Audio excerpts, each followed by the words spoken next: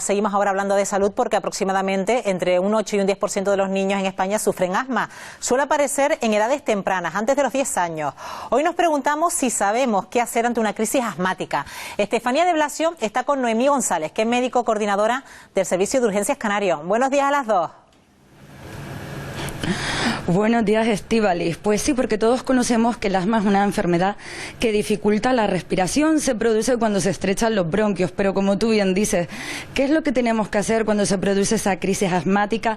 ¿Qué es lo mejor? Porque muchas veces por intentar ayudar lo que podemos hacer es empeorar. Pues para eso está con nosotros Noemí González, que ella es médico coordinadora del Servicio de Urgencias Canario, que nos va a contar qué es lo que tenemos que hacer para ayudar siempre. Buenos días. Buenos días, ¿qué tal? Bueno, en principio comentar que el asma es la enfermedad crónica más frecuente en la infancia y que consiste realmente en una inflamación crónica de los bronquios que dificulta el paso de aire a los pulmones.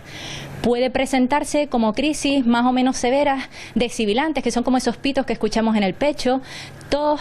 Y a veces, pues, lo que suele ocurrir es que nos ponemos un poquito cianóticos, un poquito azules, y esas crisis pueden llegar a ser un poquito severas, vamos, que pueden llegar a ser incluso hasta mortales. Sí, ¿hay varios niveles dentro de las crisis asmáticas? Sí, hay crisis asmáticas muy leves en las que simplemente empezamos a toser un poquito y empezamos a notar esos pitos, que las podemos paliar con los tratamientos que nos suelen pautar, que suelen ser esos puffs, esos aerosoles que solemos ver a la gente que se los ponen en la boca, y luego sí, cuando vemos que no son efectivos esos aerosoles, pues sí que pueden empezar a ser más graves y tenemos que empezar a tomar otra serie de medidas.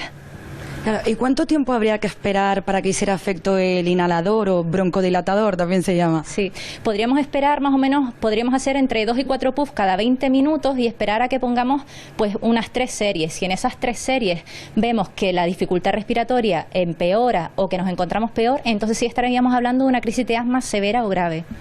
Claro, también además hay que decir que para cuando le da esta crisis hay también una postura, hay que tener a esa persona en un ambiente tranquilo, de reposo. Sí. Lo importante, igual que en todas las emergencias, lo primero es mantener la calma. Entonces, lo primero es que todas esas personas que padecen asma, si son niños menores, tanto los niños como sus padres deberían conocerlo, primero mantener la calma, administrar el tratamiento, aflojarnos la ropa y todas esas cosas que nos hagan tener la sensación de opresión, de que no podemos respirar, administrarnos el tratamiento. Si vemos que no es efectivo, por supuesto, siempre es conveniente alertar al Servicio de Urgencias Canario llamando al 112, y una postura muy efectiva para abrir la musculatura intercostal y facilitarnos la respiración en lo que estamos esperando que nos haga efecto el tratamiento sería coger una silla, sentarnos en el borde, las 2 manos apoyarlas justo detrás de los glúteos e intentar respirar abriendo los intercostales. Esta postura, aunque parezca un poco extraña, pero sí que es verdad que facilita bastante el trabajo respiratorio. Claro, y esto sería tanto para niños como para una persona adulta. Para cualquier persona que tenga dificultad respiratoria, sí.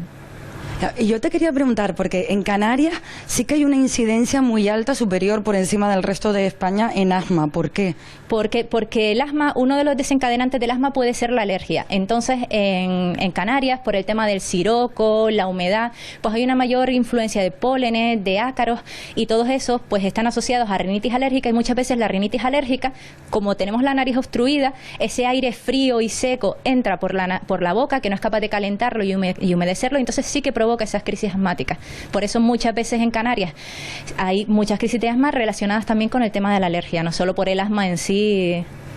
Y se da a edades muy tempranas, pero parece también que en muchos casos, a medida que se van cumpliendo años, también se puede curar solo. No es que se cure solo, sino que se empieza a hacer como una especie de tolerancia. O sea, si nosotros tenemos una buena educación para la salud, si nosotros sabemos tratar esa enfermedad, podemos tener una vida completamente normal. Si nosotros sabemos que el desencadenante para nosotros es los ácaros del polvo, pues tenemos que tener una casa que no tenga alfombras, que no tenga moquetas, evitar las humedades, porque siempre los colchones, esas humedades hacen que crezca el ácaro del polvo. Si somos alérgicos a los animales, pues evitar tener animales en casa. Si, por ejemplo, esa crisis asmática nos la crea el estrés, intentar mantener una vida relajada, o si esa crisis asmática nos la crea el ejercicio, porque sí es verdad que los asmáticos, entre el 80 y el 90% de los pacientes asmáticos suelen tener crisis relacionada con el ejercicio, aunque también es verdad que hay muchos asmáticos que solo tienen asma cuando hacen ejercicio. Entonces, una forma también sería pues controlarnos cuando hacemos ejercicio, no hacer ejercicios extenuantes, sino empezar paulatinamente. Si nos notamos cansados, descansar, ponernos nuestro tratamiento y siempre controlando todo. Sí, Estíbaliz. Bueno, Bueno, aprovechando que tenemos a la doctora ahí con nosotros hablando de esas crisis asmáticas, cómo actuar en casos de este tipo. Bueno, doctora, yo quería preguntarle de si ser asmático es para toda la vida. Bueno, en principio sí, en principio uno es asmático toda la vida. Lo que sí podemos prevenir, lo que sí podemos evitar es tener crisis asmáticas. O sea, si nosotros controlamos de que nuestro ambiente en nuestra casa esté perfecto y evitamos todos los factores desencadenantes y siempre llevamos nuestra medicación con nosotros encima y prevenimos cuando notamos que vamos a empezar a asfixiarnos, podemos hacer una vida completamente normal, pero asmáticos vamos a ser asmáticos toda nuestra vida. Por ejemplo, usted hablaba de cómo deberíamos estar prevenidos. Perdona, Estefanía. Espera, que le he pisado a Estíbaliz primero ella. Qué bueno que la doctora antes hablaba de cómo también influía el hacer deporte en una persona asmática, la contaminación, imagino, del aire, también el ser alérgico, por ejemplo, a los ácaros. También el humo del tabaco puede propiciar que un enfermo de asma entre en una crisis. Por supuesto, tanto el humo del tabaco como irritantes tipo amoníaco y otro tipo de humos contaminantes también son desencadenantes de una crisis asmática. Pero vamos, que el tema de hacer deporte es relativo, porque el deporte se recomienda realmente a los pacientes asmáticos.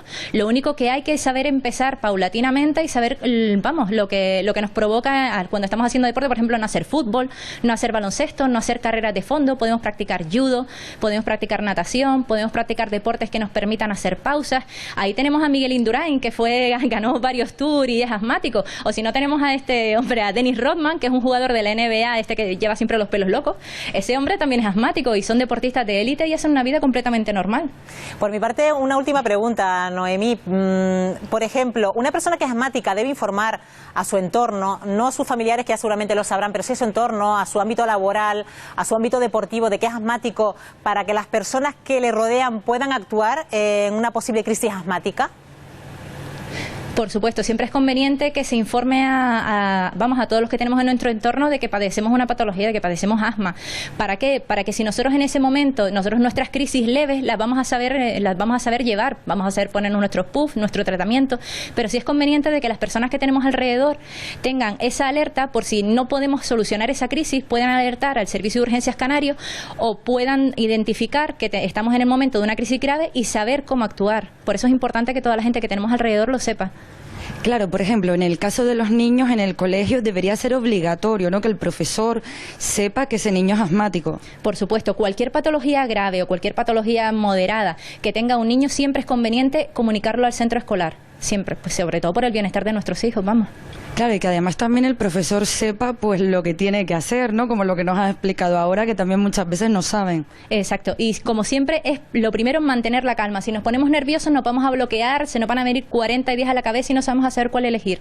Siempre el niño asmático es el que mejor va a saber cómo actuar, la persona asmática va a ser la mejor que va a saber cómo actuar, va a saber cómo aflojarse la ropa, cómo ponerse la medicación, cómo colocarse. Importante, nunca acostarlo, a no ser que se trate de una crisis de asma grave en la cual el niño empieza a ponerse con esos labios azulados, esas uñas azuladas y puede llegar a perder el conocimiento. En ese caso sí lo vamos a acostar, pero lo vamos a acostar de lado e inmediatamente vamos a alertar al Servicio de Urgencias Canario llamando al 112, que nos dará las instrucciones necesarias de lo que tenemos que hacer hasta que llegue la ayuda. Claro, es que precisamente eso te iba a preguntar, porque lo normal, o vamos a decir la leyenda extendida, es siempre tumbar al niño, a esa persona cuando le está dando un ataque, y realmente lo que estamos haciendo es empeorando la situación. Exactamente, cualquier situación de disnea, de sensación de falta de aire, ya sea por asma o por cualquier otra patología, si acostamos a esa persona boca arriba, vamos a aumentar esa sensación y vamos a dificultar todavía más esa respiración. Entonces, si esa persona está lo suficientemente consciente y tiene fuerza para mantenerse sentado, la mejor postura siempre es sentado. Si se mantiene de pie, y si no, si se acuesta, siempre de lado, nunca boca arriba. Pues desde luego lo has explicado bastante claro, Estíbaliz. Ya sabemos todos cómo actuar a partir de ahora de una crisis asmática. Solamente nos queda agradecerle a Noemí González que haya estado aquí con nosotros y espero que hayas apuntado todo porque ya estamos más que preparados por si viene otra vez algo de calima y vuelve otra vez el asma por aquí.